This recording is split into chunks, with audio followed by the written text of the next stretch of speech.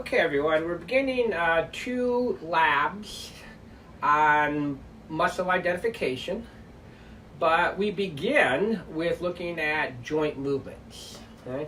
I have in front of me the lab exercise. It's nice if you can have this in front of you for this and all the future lab videos. On page 1, it's basically the definition, defining the joint movements. You've already been covered on this. You know, you've already been tested on this.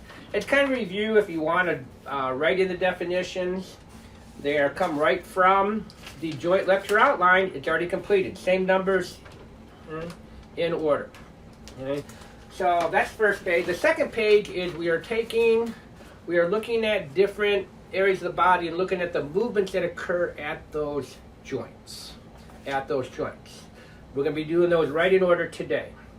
In doing these, I'm going to be using multiple resources. You're going to be seeing me. I'm going to demonstrate on the skeleton. I'm going to be demonstrating on this mannequin, this art mannequin, okay, that has limited but shows some of the movements. When we are looking at these movements and they're being demonstrated today, as always, we are assuming you are starting from correct anatomical position. The first lab is critical to today, the anatomical terminology. The skeleton here is in correct anatomical position. We know, standing erect, face forward, arms down to the side, legs to the side, palms forward. Palms forward. Okay. This is showing. When I show this mannequin today, again, this is not a science one. It's for art. You can get for drawing, different poses for drawing. It's almost in anatomical position, correct anatomical position. The only thing wrong is the palms are not completely outward. Right? But besides that, it's good enough to use today to try to give you, again, as many examples as possible for this. So it's page 2 that we are going to go over today, quickly. Again, there's lots of YouTube, internet things that you can look at all these. From 3 to 6, that is going to be the rest of the first lab and all the second lab. Identifying all the muscles. That'll be in the future videos here.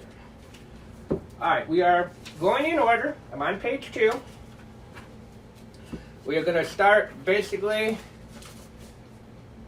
superior and work our way down. We're starting with movements at the head and neck. And you're looking at this, we have 4 movements: flexion, extension, hyperextension, rotation. Again, I'm assuming you have this in front of you. Flexion, again, decrease in angle between 2 bones. Again, quick review here. Here's my little angle protractor here that I made. Okay. This angle straight across is 180. Halfway is 90. Okay. So again, flexion. Okay. Flexion, by definition, again, decrease in the angle. So here's the angles. We can do them in order. Again, 10, 20, 30, 45, 50, 60, 70, 80, 90. Right angle. 100, 110, 20, 30, 40, 50, 60, 70, 180 is straight. So flexion is anytime you see a decrease in angles between bones. That is flexion. Again, we assume starting point and position. Extension is an increase in the angle between bones. So obviously for extension, you have to be in some type of flexed state, because you then increase in what? Back to normal position. Anything beyond normal anatomical position, we call hyperextension. Okay, hyperextension. So again, quick review on that. Flexion of the head and neck. Flexion of the head. These are hard to do. Flexion of the head without doing the neck, because they're different. When I have that flexion head and neck, that means you can do it for the head and separately the neck, not necessarily together all the time. Flexion of the head involves, again, we just did skeleton, okay, rotation of the occipital condyles of the occipital bone on atlas. Okay? So you move. You're not. This is the vertebral column. Okay. And this represents the vertebral column. You're not bending it. You're just keeping that straight, which is hard to do. So flexion would be decreasing the angle. So again, I can demonstrate it here by just simply going like this. Don't go like this, because then you're starting to what? Bend the cervical vertebrae. So this is flexion of the head. Flexion of the head. Flexion of the neck. We'll do them separately. Flexion of the neck. You got to keep your head straight, and you just bend forward a little bit. I'm not doing this because that's head. We're just doing the neck. That would be flexion of the neck. Flexion of the head and neck, you do both. Flex the head and the neck at the same time. And typically when people flex their head, they usually involve some type of neck flexion also. The reverse is extension. To extend your head, again, for extension you have to be in a flex state. This should be, again, extension of the head. Again, extension of the head. Extension of the neck is this, back to this. And then obviously both together, extension of the head and neck, both have to be flexed. You go and extending your head and neck at the same time. And again, back to anatomical position. Anything beyond normal extension, back to anatomical position, is hyperextension. Some joints hyperextend, others don't, as we'll see. The amount of movement at a joint, again, review from joints, depends upon bone shapes and the amount and location of placements of ligaments. Rotation of the head. It's simply, you're keeping it, you're not flat, you're just simply moving it one way or the other. You're not doing this, you're just... Again, obviously, when we move our head and neck, it's multiple movements. So that would be rotation. Again, this is important because when I go over all these muscles, I'm going to say this muscle does this movement. After this, I'm going to assume you know what that is, and you are very familiar with this. And you will have some video questions on the next lab test, in which you will see these in action, and you have to write what that action is. Mandible. Mandible. Jaw, lower jaw. 4 movements. Elevation, depression, protraction, retraction. We'll see these with scapula too. Elevation. Again, I'll define it right from our definition list. Superior movement of a bone or body part. Superior means what? Up. Depression, inferior movement of a bone or body part. Again, superior towards the top, inferior towards the bottom. So for your jaw, your mandible, elevation would be basically you're bringing your jaw up. You're closing your jaw. You're closing it. Movement up. So it's... The reverse is depression. Inferior movement, going down. Movement of the mandible down. Again, from the side, down. That would be basically opening your mouth. Again, we usually don't walk around with our mandible in a depressed state. It's usually elevated. Without drooling all over yourself, I should say. So that's, again, elevation, depression. In order to elevate your jaw, obviously it has to be in a depressed state.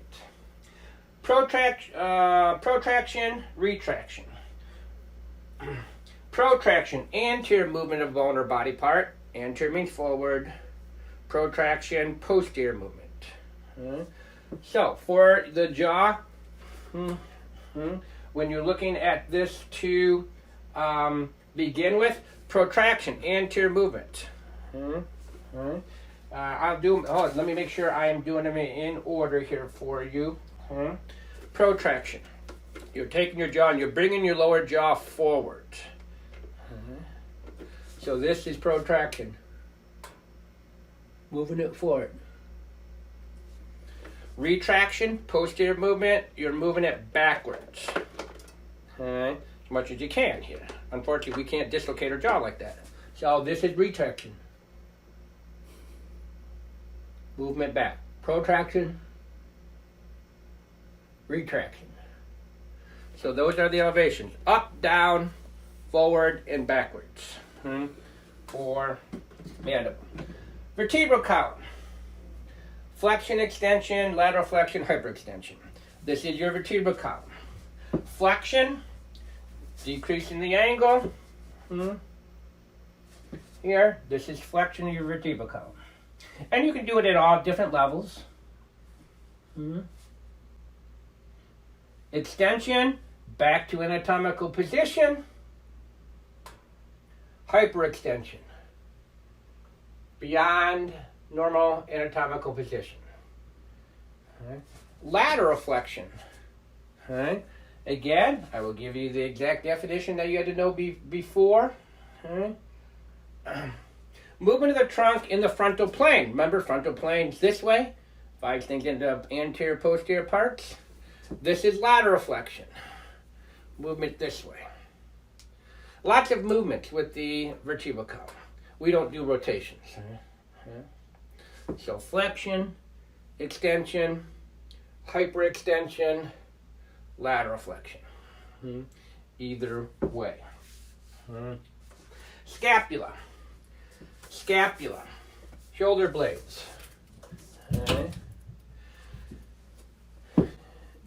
I did these in the joint. Again, this is your, again, remember you did 12 parts on this. Left and right. Here are the movements. You can elevate the scapula, you can bring it up.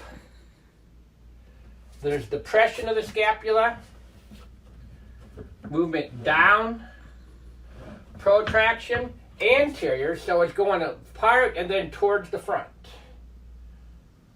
Retraction, coming backwards. They come together, but remember, it's posterior movement coming off of your trunk. Upward rotation. Pick a point, the acromion, and it rotates up. Downward rotation. Lots of movements with the scapula.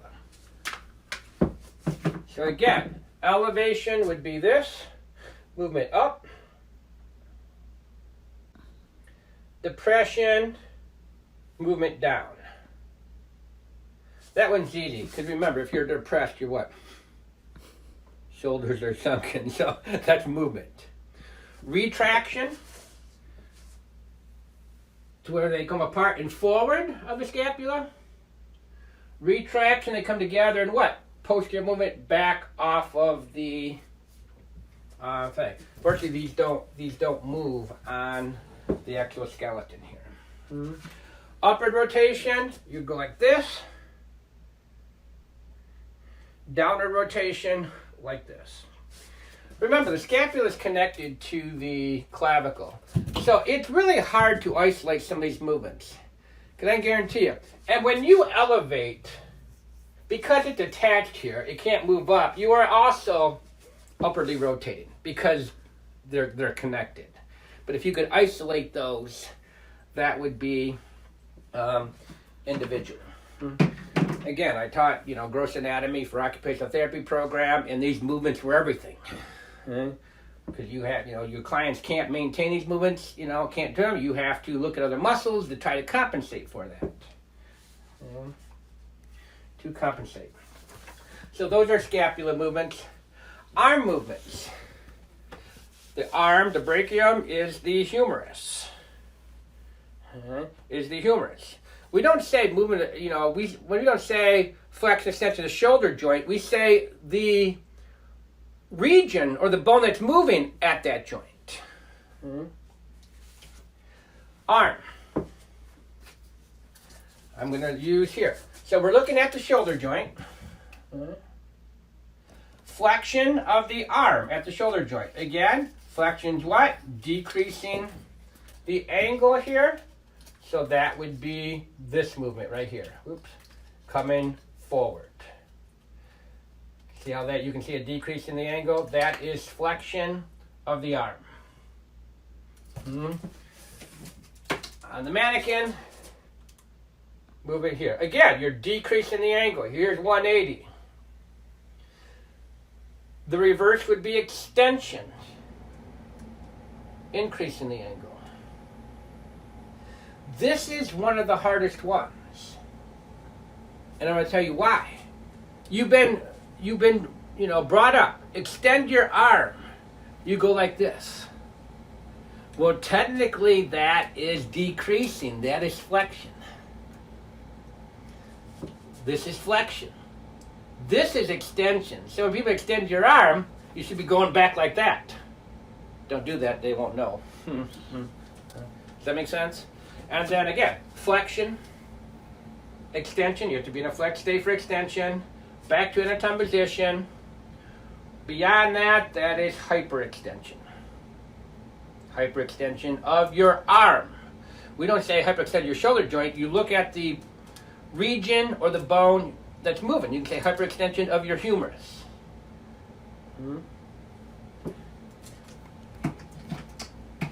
Abduction, adduction.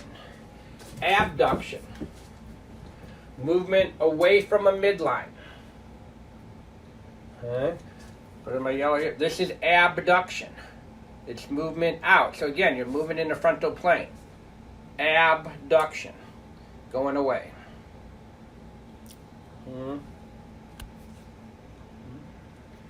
So we can see it on here. Abduction. So either side. I can demonstrate it on the skeleton here. Abduction. So again, we have flexion, extension, hyperextension, abduction coming out, going away from a midline. Adduction means going towards a midline. So that would be bringing your arms back down from the side. Again, in a frontal plane. Flexion, extension, hyperextension, back to anatomical position, abduction, adduction. When we do muscles, we're going to see many muscles are named according to the movements. You're going to see flexor this or extensor this. It's telling you in the name the movement that's going to occur. That when that muscle contracts, the movement that it actually causes. Forearm. Movements of the forearm. Not the arm. Remember, this is arm, this is forearm. This whole thing's not arm. So we're looking at movement, the different movements of the forearm at the elbow joint. Decreasing the angle, flexion. Increasing angle, extension. You cannot hyperextend your forearm. You can hyperextend your arm, but not your forearm. This is because of bone shape. You studied the olecranon, process of the ulna. That's what forms the joint with the humerus, the olecranon fossa. When you try to go beyond, that olecranon process hits the bone. So in this case, its bone shape limits the different movements that take place. Again, when you do this, arm and hip are ball and socket joints. This was a hinge joint. It's like a hinge on a door. It only goes back and forth. Pronation, supination. These are rotation movements. Pronation. And I defined it in a couple different definitions. Pronation, movement of the forearm medially in which the palms turn posteriorly. Oh, I did remove this. So that is this way. So movement where, again, in position, your thumb is lateral. Remember, so your palms face posterior. I moved it this semester, but you know, in therapeutic world, physical therapy, occupational, you can do it from this way too. So pronation is where they go, palms rotate posterior, but if you're starting out here, it would be where palms face downward. Make sense? So you're changing your starting point. The reverse from pronation is supination, rotation of your forearm so your palms face anteriorly. In this direction would be your palms face superior. Supination, pronation. Supination, pronation. So in anatomical position, our palms are forward. It's in a supinated state. Okay? We usually walk in a pronated state. We don't walk around like this. Okay? We walk in a pronated state. Yeah, there's going to be a muscle you're going to see called pronator teres. Teres means triangular pronation. It's going to pronate the forearm. On this side, there's a muscle called supinator. Duh, it's going to supinate. When I taught, occupational therapy students, we would, where it's up here, we'd say you're holding a bowl of soup, supination. This is a pro basketball player, palm in a basketball. Supination, pronation. Again, I know some of you are going into those programs, those different programs. Hand.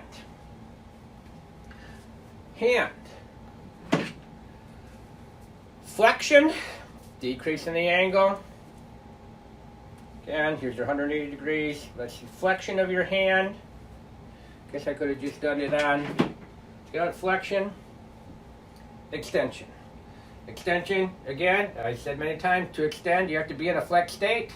Extension, back to what? Anatomical position. Anything beyond that, we call what? Hyperextension. Hyperextension. Flexion, extension, hyperextension. Again, it's designed to do that. We also have ab and adduction. Abduction, going away from a midline. Adduction, going towards. In order to adduct, you have to be in an abducted state. In order to do that. Fingers. Fingers are difficult.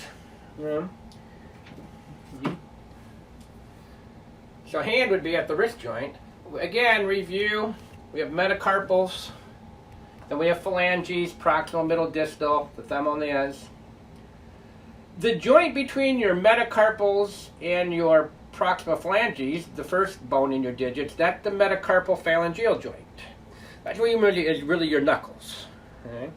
So we have a whole series of movements on the metacarpal phalangeal joint. That is this one. That's not all these. That's between your metacarpals and the proximal phalanx of all the digits. Flexion, decreasing the angle. Again, very easy. Flexion. You're not bending these. Flexion, decreasing angle. Extension, increasing angle. They can some hyperextend a little bit. Flexion, extension, hyperextension. And again, we also have, and again, here's another one where, different in therapeutic thing, abduction, your movement away from the midline. We're going to do our midline digit 3. So I'm abducting my fingers. Which means third digit can actually abduct two ways. Adduction, going towards the midline. You can't adduct. Well, I guess if you're to abduct a little bit. So abduction, adduction.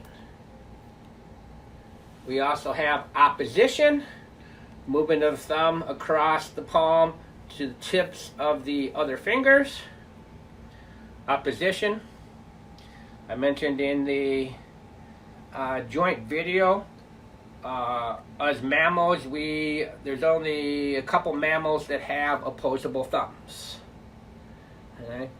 Us as mammals, as humans, orangutans, not monkeys, orangutans have opposable thumbs, and they discovered some little monkey in Brazil, I think, that has an opposable thumb.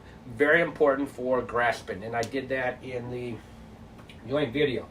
The interphalangeal joints, that would, not these, not the metacarpophalangeal, but between here. We're talking about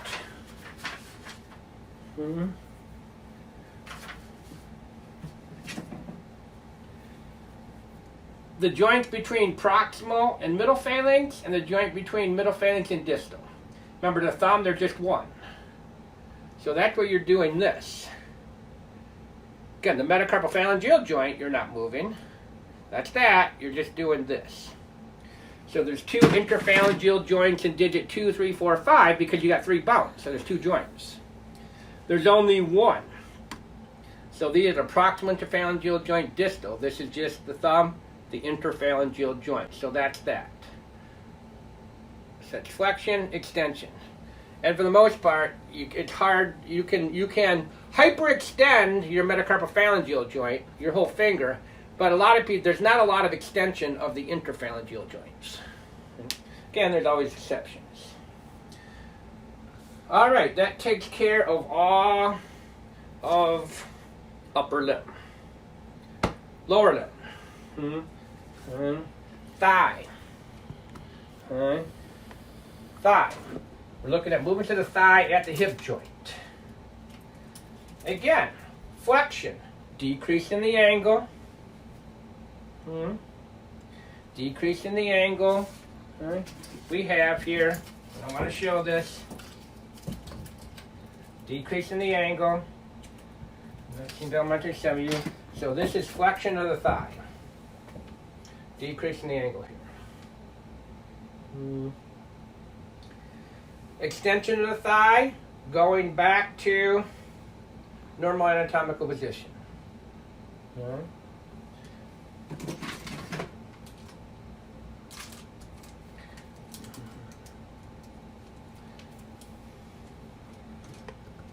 Flexion, keeping the knee straight, extension. Anything beyond normal is, again, what? Hyperextension. Again, we're looking at the thigh movement at the hip joint. Abduction, adduction, abduction, moving away from a midline. Adduction, moving towards the midline. Abduction, find my shirt here, adduction, coming back. Medial and lateral rotation. Okay. All right. Here is it's an internal movement. Here is the hip joint. Okay. We're looking at the head of the femur, and it's rotating inward. Okay. It's rotating inward. Does everybody see that? It's moving in. So you're looking right at the head of the femur in the acetabulum. So it's a rotational movement.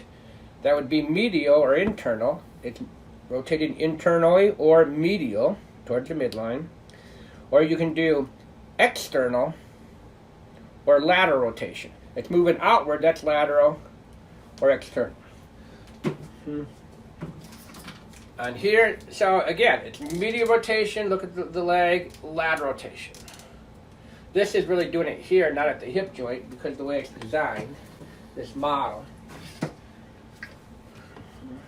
Larger one. Medial rotation inward, lateral rotation outward. So we have flexion, extension, hyperextension, abduction, adduction, medial rotation, lateral rotation, okay, of the thigh. And we have circumduction, rotational movement. Rotational movement. We saw fingers. Technically, you can circumduct your humerus too. I don't know if I had that on the. Yeah, I didn't do that. Humerus. You can do your finger circumduction, your arm, your leg rotation. Okay, your head, Let me try to do them all at the same time. In order to do that. So that's, again, circumduction. Circumduction. Leg. Remember, this is thigh. This is leg movement. So at the knee joint.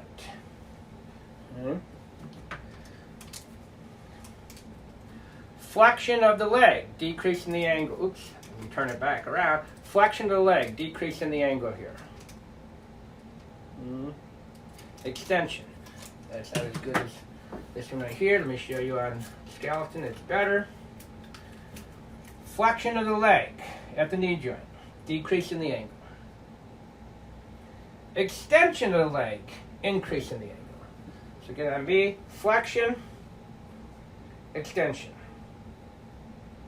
Like in phalangeal joints, your leg does not hyperextend normally. Okay? I can't take this leg and bend it much forward. Again, based upon flexibility and at the joints and stuff, some people can, but again, we're saying in general. Because the patella's on there and it's a design issue. A design issue. Foot. Okay. Foot.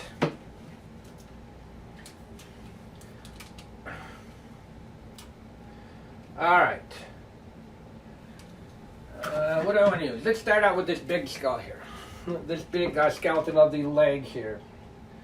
Dorsiflexion. Remember, we already did this first lab. This is the dorsal surface.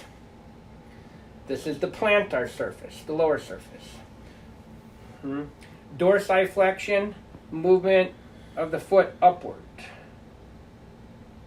So you're basically standing on your heels and putting your foot upward. That is dorsiflexion. Movement of your foot upward. And put it on my shirt. Dorsi. That is, again, can you see that? You're decreasing the angle here. Increasing the angle, by definition, that should be extension. But they use plantar flexion. Well, if you do this angle, you're looking from the bottom side, that angle's decreasing if you're going back from there. So dorsiflexion, this is called plantar flexion. Movement of the foot to basically down where you're actually standing on your tiptoes. Okay? Standing on your tiptoes. So dorsiflexion, plantar flexion of the foot. There's no rotation. We do have movements of the feet in which they turn inward, not rotate in, but they bend inward or outward. Okay? And I will give you, again, I'll go by the definition. The first one is inversion. The medial movement of the plantar surface, the bottom surface, so they face each other. Okay? So if you're on your feet here, you're bending them like this so they face each other. Okay?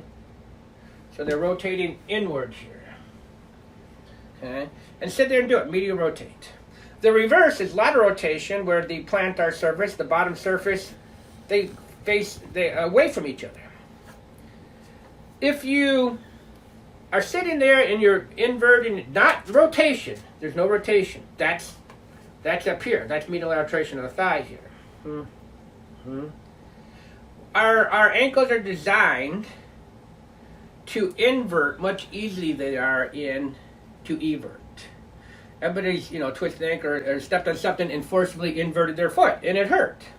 But when you forcibly evert your foot, that causes some nasty fractures. One's called Pott's fracture. It's caused, so again, we're designed to more invert, bring your foot inward than out. So again, we have dorsiflexion, plantar flexion, inversion, eversion. Inversion, eversion. Toes, same thing. This is the metatarsals, like the metacarpals up here. Phalanges. We have the metatarsal phalangeal joint right there. Again, like the hand, parallels the hand. Flexion, extension. That'd be at this time right here. Flexion, curling your toes downward. Well, not even curling. and moving your whole toe up and down. It's hard to do.